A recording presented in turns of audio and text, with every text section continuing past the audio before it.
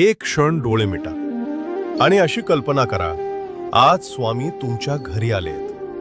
दार उघडताच समोर स्वामी उभे आहेत. शांत चेहरा, डोळ्यांत माया. ते आत येतात. कसलाही प्रश्न न विचारता तुमच्या बाजूला बसतात आणि हळूच म्हणतात, तू खूप काही सहन केलेस आणि तरीही तू उभा आहेस. हेच तुझं खरं सामर्थ्य आहे. जे तुटलं ते तुला कमकुवत नाही तर शहाणं बनवतं. जे झालं नाही त्यासाठी स्वतःला दोष देऊ नकोस, कारण योग्य वेळ नेहमी योग्य उत्तर घेऊन येते.